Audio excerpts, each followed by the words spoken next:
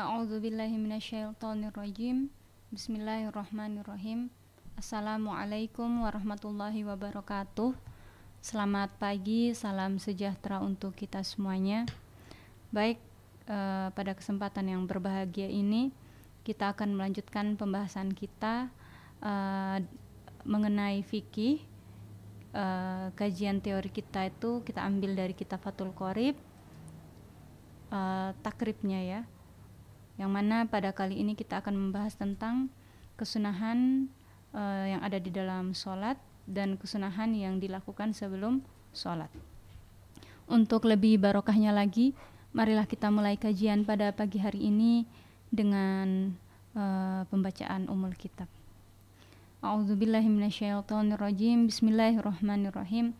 Allahumma inni atawassalu ilaika binabika wa rasulika Muhammadin sallallahu alaihi wasallam wa ala alihi wa sahbihi wa bi awliyaikal muqarrabin wa bi masyayikhi wa masyayikhina khususan Syekhuna Syamsul Arifin wa Syekhuna As'ad wa Syekhuna Ahmad Fawaid As'ad wa Syekhuna Zafir Munawwar wa Syekhuna Kiai Harir Abdul Azim wa Syekhuna Kiai Hariri wa Syekhuna Kiai Muzakir Ridwan wa Hadratu Syekh Hasyim Asy'ari antahdiana ila siratikal mustaqim wa tarzuqana imanan shadiqan wa ilman nafi'a wa amalan mutaqabbala wa rizqan thayyiban wasi'an. Tsumma khususan ila Syekh Musannif Syekh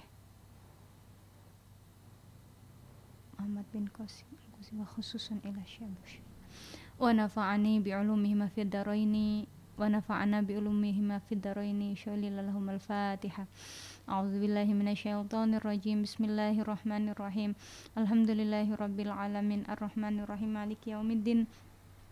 Iyyaka na'budu wa iyyaka nasta'in ihdinas siratal mustaqim siratal ladzina an'amta 'alaihim ghairil maghdubi 'alaihim waladdallin. Amin amin Allahumma. Qala musannif rahimahullah ta'ala wa nafa'ana bi ulumihima fid dharaini amin. Bismillahirrahmanirrahim.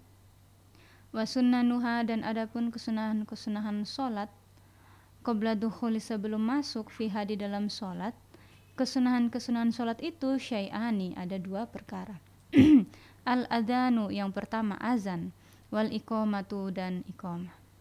Jadi kesunahan-kesunahan di dalam sholat, kesunahan-kesunahan sholat sebelum masuknya waktu sholat itu ada dua. Yang pertama kita azan, dan yang kedua itu adalah iqamah. Azan adalah secara bahasa adalah al-i'lam, pemberitahuan atau hal yang mengindikasikan bahwa telah masuk waktu untuk melaksanakan sholat. Kemudian iqamah itu adalah hal yang mengindikasikan bahwa akan segera melaksanakan sholat. Saya lanjut. Wa ba'da dukhuli, dan adapun kesunahan sholat ba'da dukhuli, setelah masuknya sholat, fiha, di dalam sholat, syai'ani, itu ada dua. Atasyahudul awwalu, yang pertama tasyahud awal, wal kunutu, dan kunut fi subhi, di dalam sholat subuh, wa fil witri, dan di dalam sholat witir, finis fithani, di dalam setengah yang kedua, min syahr Ramadana, di bulan Ramadan. Jadi kesunahan sholat setelah masuknya waktu sholat itu ada dua. Artinya ketika kita kesunahan apa sih yang ketika kita ada di dalam sholat, artinya ketika kita sudah melaksanakan sholat ada dua. Yang pertama itu adalah tasyahud awal, yang kedua adalah kunut. Tasyahud awal itu biasanya batasnya itu sampai ke salawat Ibrahim. Allahumma sholli ala sayyidina Ibrahim wa ala ali sayyidina Ibrahim kama sholaita ala sayyidina. Seperti itu ya, teman-teman. Kemudian yang kedua adalah kunut. Kunut itu ada dua tempat. Yang pertama kunut di waktu subuh, kemudian yang kedua adalah kunut di bulan Ramadan, yang mana sudah masuk pertengahan di bulan Ramadan, artinya di atas tanggal 15. Dimulai dari tanggal 16 Ramadan itu kita sudah mulai kunut. Nah, apabila dua hal ini kita tinggalkan, yaitu tasyahud awal dan kunut, maka kita disunahkan untuk sujud sahwi. Kayak itu. Saya lanjut. Wa hay'atuha, dan adapun sunah-sunah hay'atnya salat, khamsata asyara, itu ada 15. Khoslatan, apanya khoslatan? Bagiannya. Raf'ul yadaini yang pertama mengangkat kedua tangan inda takbiratul ihrami, ketika takbiratul ihram, wa inda ruku'i, dan ketika ruku'. Sunnah-sunnah hayat di dalam sholat itu ada 15. Nah, perlu kita ketahui bahwa sunnah hayat di dalam sholat adalah sunnah yang apabila kita tinggalkan itu tidak berimplikasi untuk kita melaksanakan sujud sahwi. Artinya ketika kita tidak melaksanakan sunnah-sunnah hayat yang akan saya sebutkan 15 ini, maka kita tidak perlu melakukan sujud sahwi. Yang pertama adalah raf'ul yadaini, mengangkat kedua tangan ketika takbiratul ihram. Jadi ketika kita takbiratul ihram tanpa mengangkat tangan, itu tidak apa-apa karena mengangkat tangan adalah sunnah di dalam sholat. Demikian juga ketika kita mau ruku. Makanya ada orang yang ruku tanpa mengangkat kedua tangan, ada yang mengangkat kedua tangan, itu tidak apa-apa, terserah dia, fine-fine saja karena itu masuk dalam perkara yang sunnah. Seperti itu.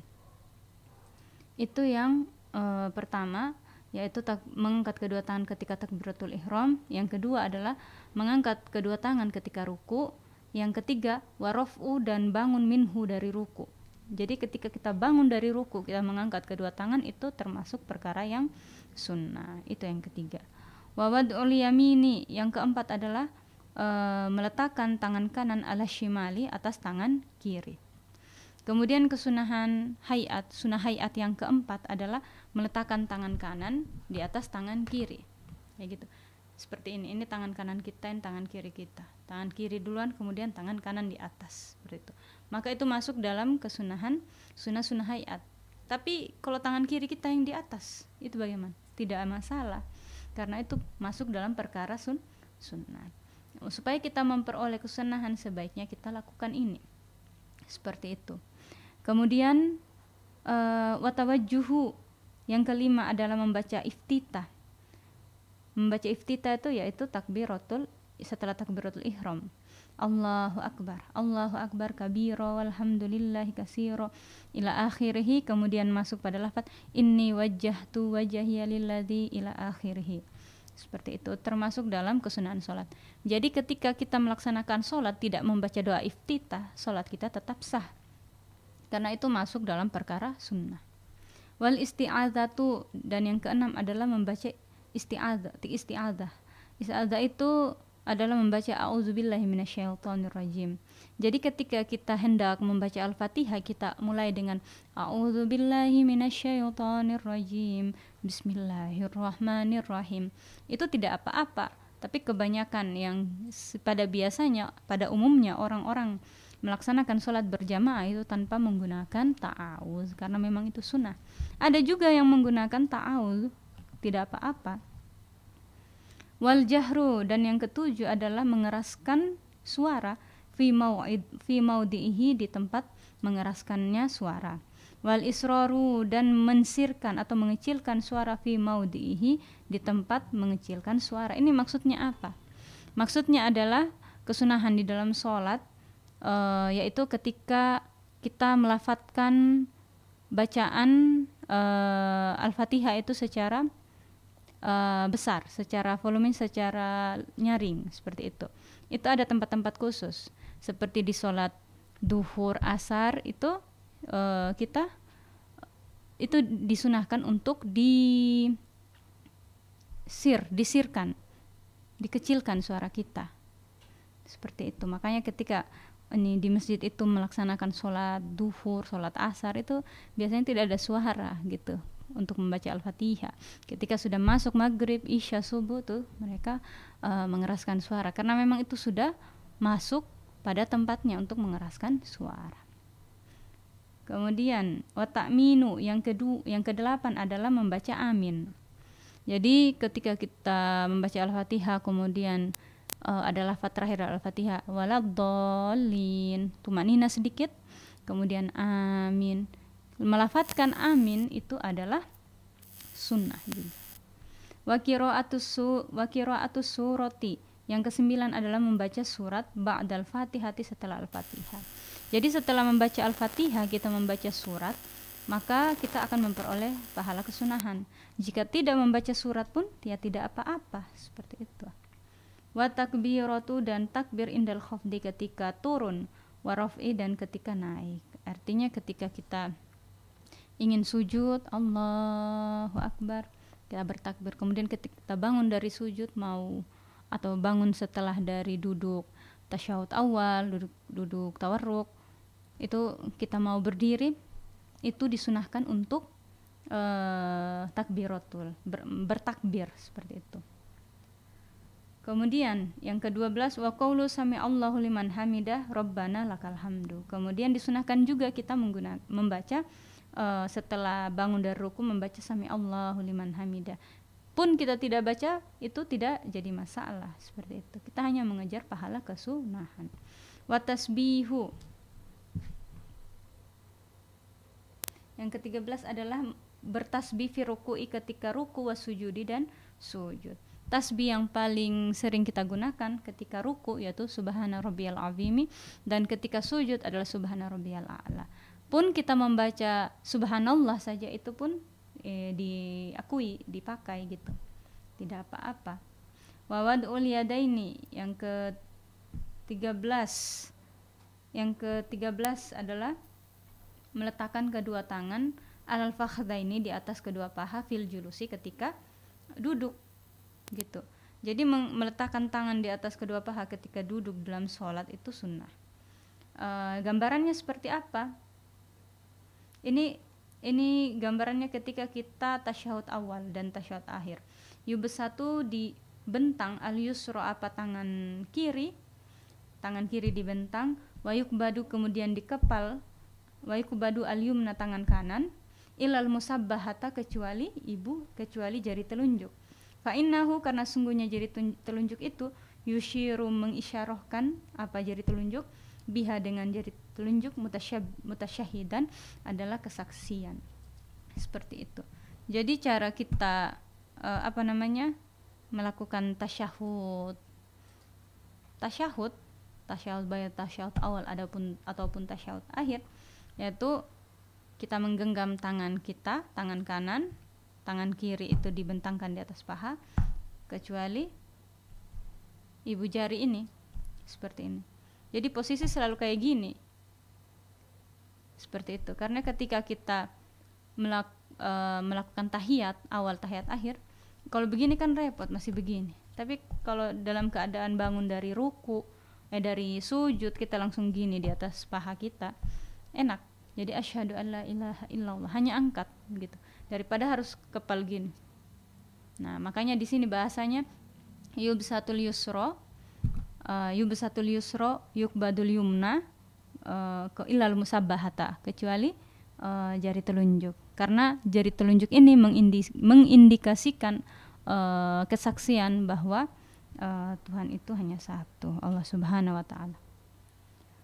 Wal iftirashu, kemudian duduk iftirash. Apa itu duduk iftirash? Yaitu kita duduk di atas kaki kiri, yang mana punggungnya kaki kiri itu kita kasih kena di lantai, seperti itu.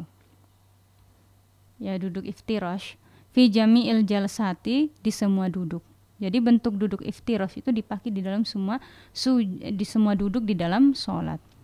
Wa tawarruku, dan duduk tawarruk fil jalsatil akhirati, di dalam duduk yang terakhir. Yang ke-14 adalah duduk tawarruk di duduk yang terakhir, yaitu duduk tasyahud akhir. Wa taslimatu, dan yang ke-15 adalah salam asani, yang kedua.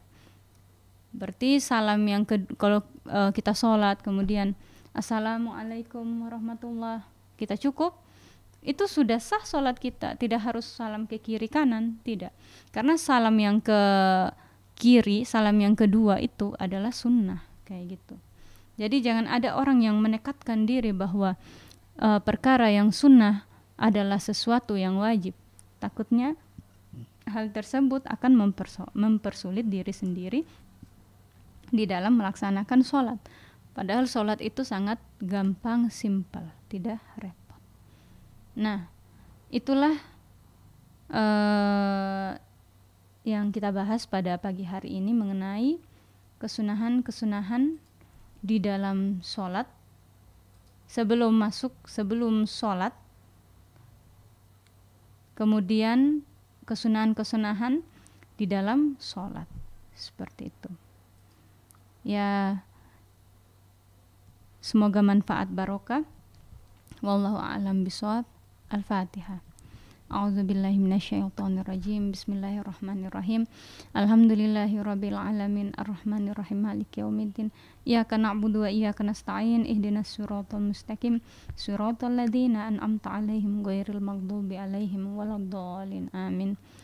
Sekian, selamat pagi. Assalamualaikum warahmatullahi wabarakatuh.